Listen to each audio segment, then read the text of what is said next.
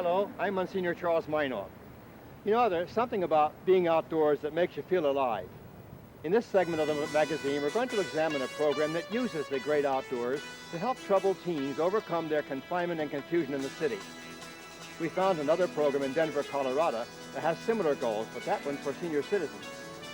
On our short subjects, we're going to listen to little children's answer to Who is God and take a visit to the Potter's House in Washington, D.C.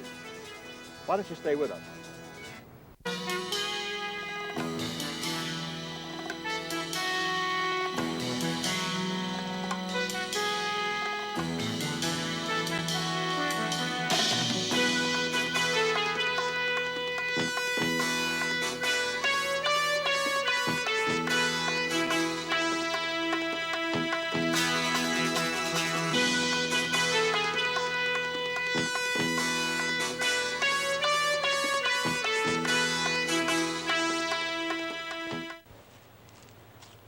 Trying to keep some young people on the right path in life can be very difficult.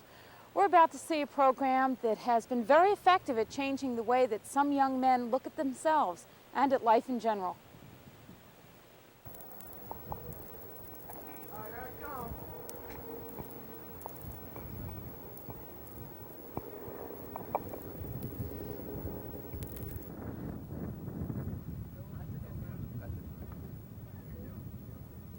No, this is not a cigarette commercial. This is for real. What you are witnessing are young men coming to grips with something more difficult than scaling a rock, something that at times seems insurmountable. These young men are dealing with the task of confronting their own self-image. Almost heaven, West Virginia, Blue Ridge Mountains, Shenandoah River. Life is old there, older than the trees, younger than the mountains, growing like a breeze, country road. Legend has it that the first ascent of Seneca Rocks was achieved by Princess Snowbird, a Seneca Indian. She subsequently challenged her suitors to climb to the summit if they wanted to win her hand in marriage. Many a young brave died trying, except for one who barely made the top before he had to be rescued by the young princess. Although many of the risks of modern rock climbing have been reduced by safety lines and equipment, the challenge is still there. Made of quartz-grained rock formed 440 million years ago, Seneca Rocks are part of the 820,000 acres of the Allegheny Mountain Range in West Virginia, called Monongahela National Forest.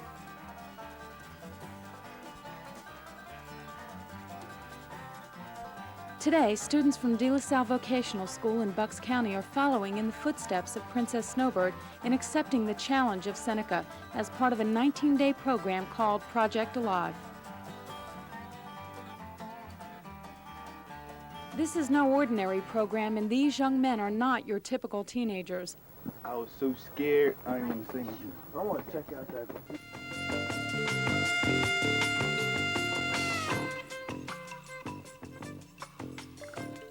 Based on the popular Outward Bound program, where young people and adults learn to confront stress-challenging situations in the wilds of places like Colorado, Project Alive has adapted the program for their specific needs.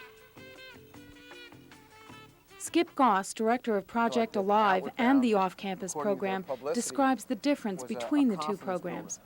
The difference between Outward Bound and Project Alive is that Project Alive is tailored specifically for our population, which is adjudicated delinquent youth.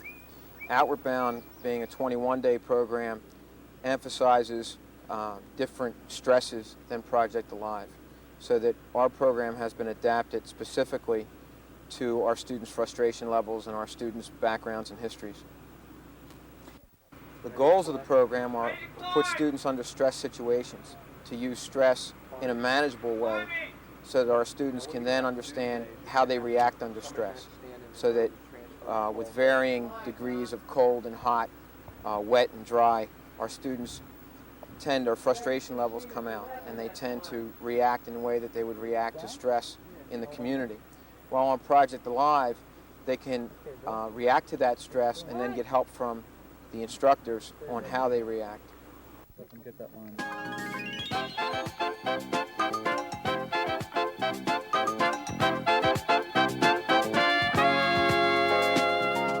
Project Alive is only part of the extensive program offered at De La Salle Vocational School. Run by the Christian Brothers, De La Salle is one of 3 schools for delinquents conducted by the St. Gabriel's Hall system. Brother Gilbert Henderson, director of the De La Salle Vocational School, has worked in a variety of situations with delinquents, and he believes that most delinquent behavior results from 4 general problems of troubled youth. Basically, we feel that whenever a youngster comes here, he suffers from a poor self-image. He feels badly about himself from what has happened in the past year or few years of his life. We feel that basically he views the world as a hostile place when he comes in here. Hostile in terms of people, in terms of institutions, the schools, churches, the police, people that he comes in contact with in his community. He basically views them in a hostile way rather than in an open and friendly way. We feel that every youngster comes in here with the sense that he's not in control anymore. Probably in a very near future. He's no longer in control of his life. People are making decisions. He's doing things that he really doesn't understand why he's doing them, but he knows that his life is somewhat out of control and that other people are making decisions for him. And the last thing we feel that all the kids come in here with is that they do not have any sense of planning for the future at the time they enter this program. Their life is a series of just grab-at pleasures, short-range thinking, really short-range, maybe just for that day. Students come to De La Salle hoping to obtain the skills necessary for a job. The well-equipped shop classes of carpentry, printing, welding,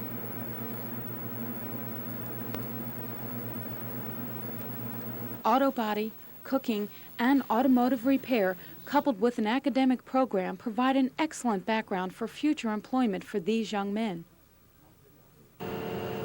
It's important that these students have marketable skills, but according to Brother Gilbert, it is also essential that the program and the staff provide supportive skills. How to deal with stress, how to negotiate problems in your family without yelling and screaming and making threats, how to delay gratification so you don't feel the need to steal, that you can earn it, it's slower, go out and get a job. Being a day treatment center and basically seeing the students during normal school hours, it is difficult for the staff at De La Salle to make significant inroads into the emotional problems of their students. Kick around what happened in the summer and take a look at some of the courses you run. In 1977, Brother Gilbert met Skip Goss. Impressed by his background and the way he worked with young people, he saw a possible solution to his dilemma.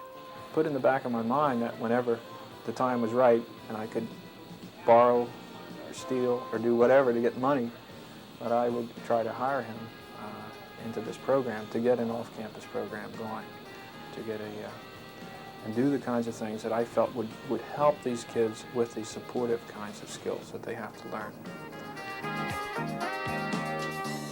The students' physical abilities are stretched to the limit through a strenuous regimen of hiking, rock climbing, and caving.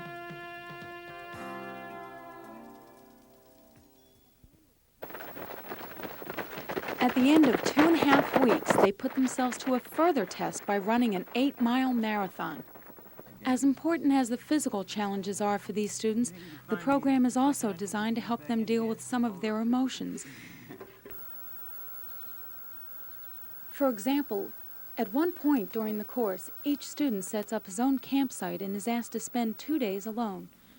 Called solo, this is the time for reflection where, for the first time in his life, he is totally without distraction and can think about his life and where he's going. Counselors check with each student periodically to help them with their reflections. Besides individual treatment, the program also encourages group understanding. Group work that's involved. Most of our students have never had to cooperate with 7 other students to pull off any task, so that the cooperation that's involved has immediate results. If they don't cooperate in map reading, they become lost. If they don't cooperate in cooking, then they don't eat. You've got this climb lit.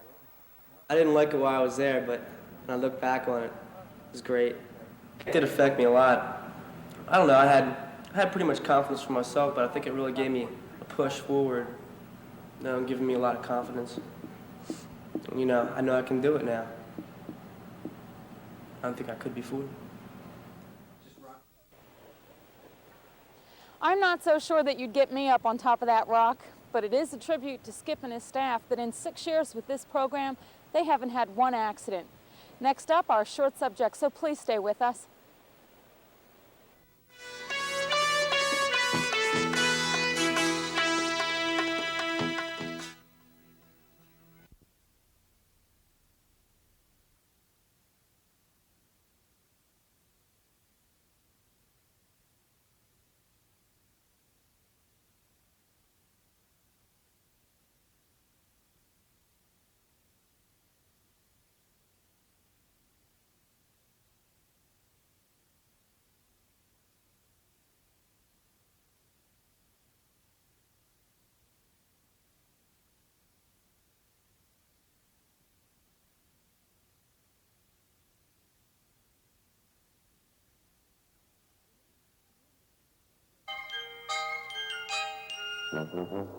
We asked some little folks who live in Maryland a big question. What does God look like? Well, he's in your head like a big light, with something going down that's supposed to be grace. I know he has a beard. A beard, long hair, and sandals. No, slippers. Guys, I think he has a brown beard and long hair and sandals and kind of scrappy clothes. I rather think he has a white beard. Has a head and a body and a face and some hair. A drum, a head, and a cape, like a yellow cape. He looks like blue and black. Pink. I know how he is, but I don't know which color he is. I don't want to do it anymore. Then we gave the children a chance to ask God any question they wanted. I would ask him if I could be an angel. What's going to happen when I grow up? How do you make the world? I'd ask him how it feel like when they made him suffer and everything, when they put him on the cross. Like, what kind of things does his angels do? How God's feeling? I'd ask him if I could go up to heaven. Really? He doesn't answer me because he's a statue. Well, so much for theology.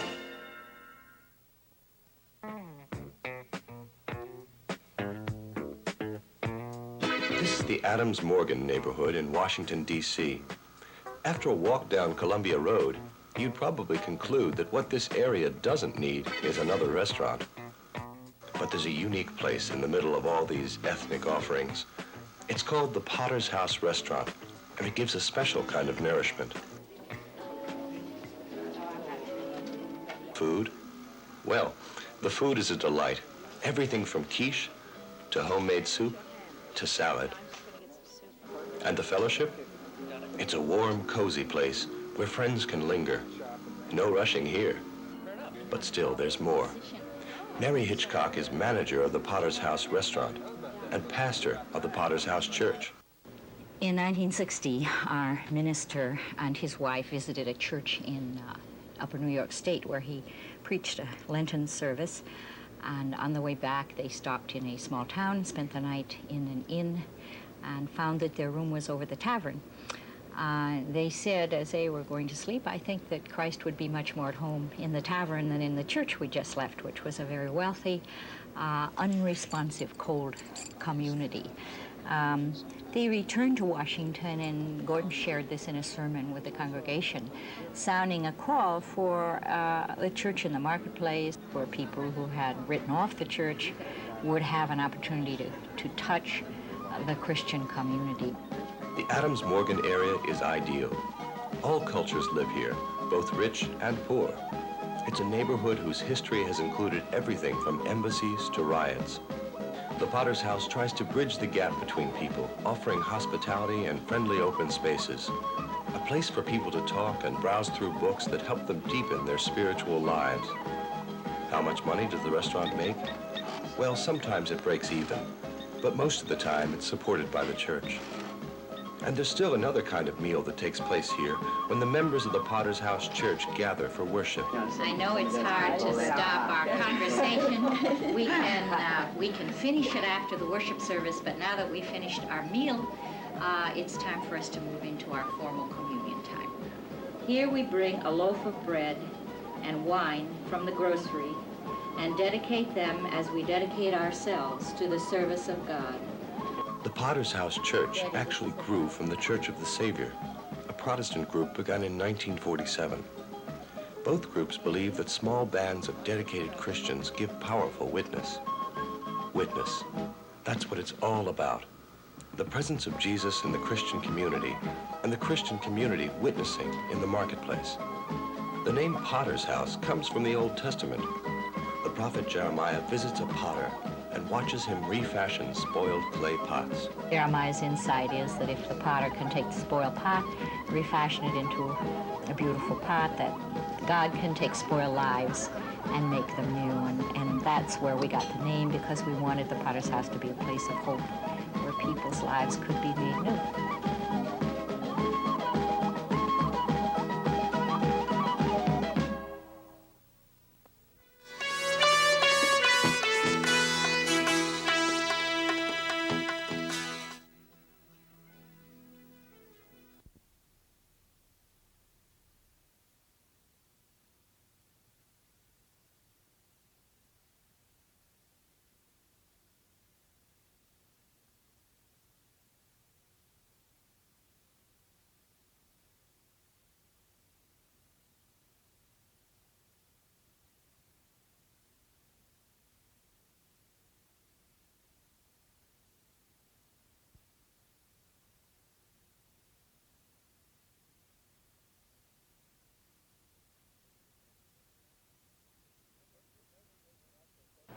According to the 1980 National Census, almost 10% of the American population is age 65 or over, and many of these senior citizens spend their days in nursing homes. In Denver, Colorado, the Franciscan Father Declan Madden has originated the Senior Roadrunners program to help overcome the monotony of the nursing home citizens' lives.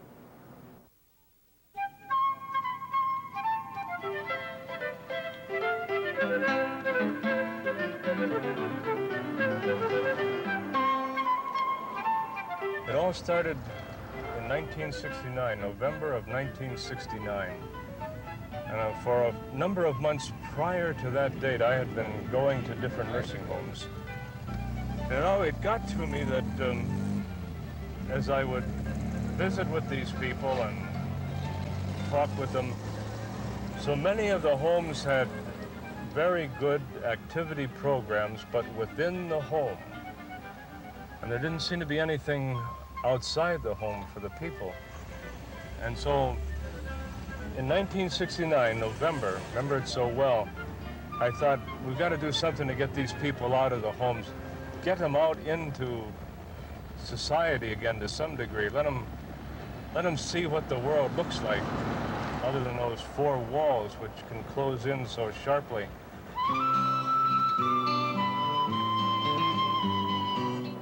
And so began the efforts of Father Declan Madden, a Franciscan priest from Denver, Colorado, to open up those walls.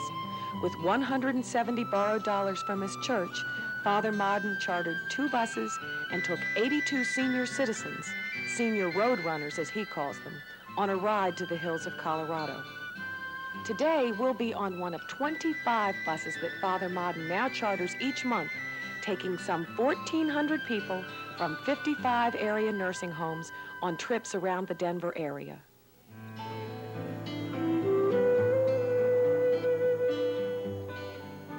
There's a young spirit among so many of these people, absolutely. We deal with them 92 and 93. Just some time ago, a woman, 93. I went to see her, and she had a little gift from her family. And I rapped at the door, was going to go in. She said, just a minute, I'm putting on this gift that I have. And then she said, okay, come on in. And I walked in, and she had on a shocking pink new nightgown. And here she is, 93, and she looks at me and she says, what does that do for you, boy? At 93. Good morning, people. Hey! I never heard such a phony welcome in my life. Yeah? Usually I come in to see you when you just look up at me and say, he's here again. Huh? What are you doing, getting beautiful? Do you think it would help me any? What could you do with me? No, don't answer that. I don't. How are you? On many occasions, the senior Roadrunners share in another of Father Modden's programs. He arranges makeup demonstrations with Mary Kay Cosmetics, and it's not just their faces that benefit from these sessions.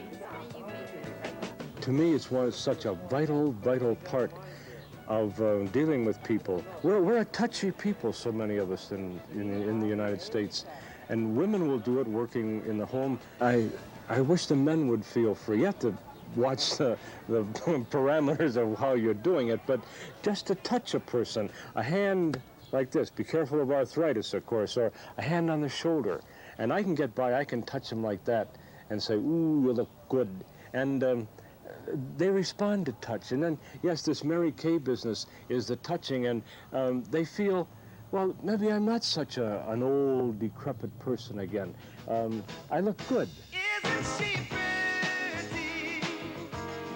Truly the angel's best. Oh, I'm so happy. We have been heaven blessed. I can't believe what God has done. Through us, He's given life to one. But isn't she lovely?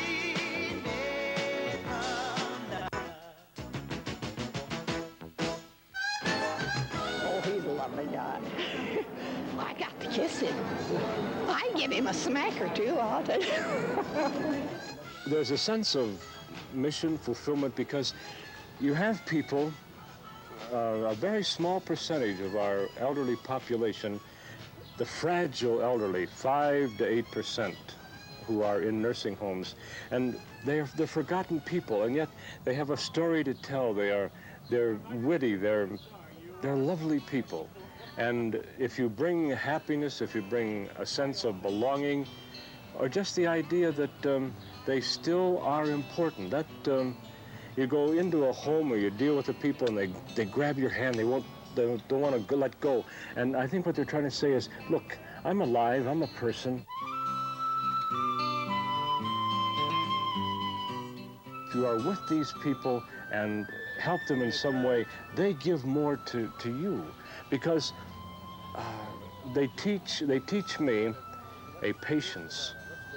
Like the people on a ride, I know it hurts like the devil to get up into a bus, on a walker, to whatever it may be, and yet they're very patient. They go, they do it. It is Father Modden's dedication and belief in life that keeps the Senior Roadrunners program going. Since its beginning, the program has depended solely on donations from people who had heard or read about it. Never has Father Modden had to solicit for funds, and that makes him very proud.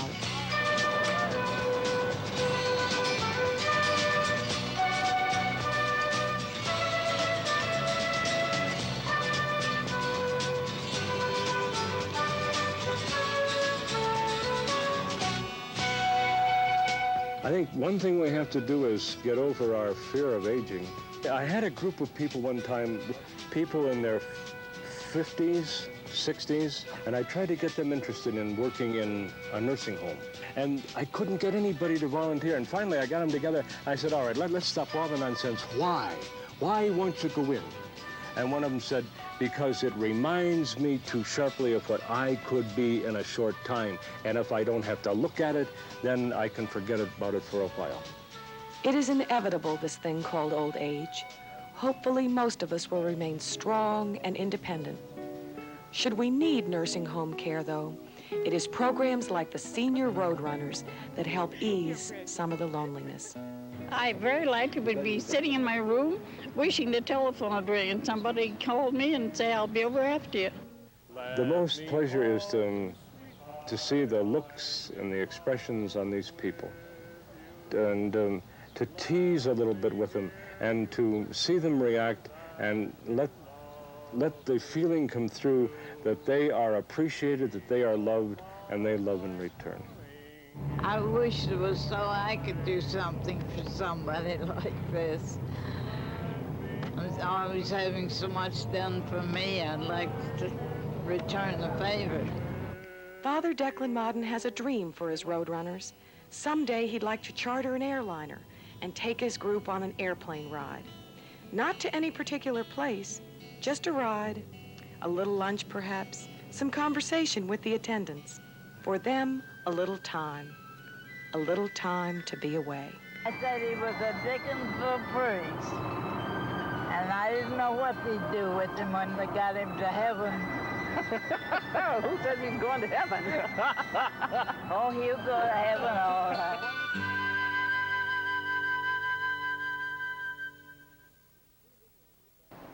Being with you on week after week on Reel to Reel has helped to heighten our powers of observation. We noticed, for instance, last week in Delaware Valley, the great concern of the Christians here for World Food Week. Lots of activities heightening the enthusiasm of people for the hungry problem, culminating in a crop walk where many people not only raised funds for the hungers of the world, but even got some good exercise. But hunger is more than just a nutritional problem. It's emotional. Hungry baby cries. Hungry nation grows angry, and that causes violence. The subject of food is an important part of our show next week. We'll see how the Aid for Friends program provides meals and companionship to shut-ins in Philadelphia. And we'll have a profile of Cesar Chavez, who has spent much of his life battling for justice for migrant farm workers. In the short subjects, the Person in the Pew segments asks parishioners what they remember from the homily. People and Places introduces us to a priest who is also a clarinetist, and our Expressions segment will feature a view of city life. As always, it's good to be with you here on Reel to Reel each week. I look forward to seeing you again next week. Goodbye, and God bless you.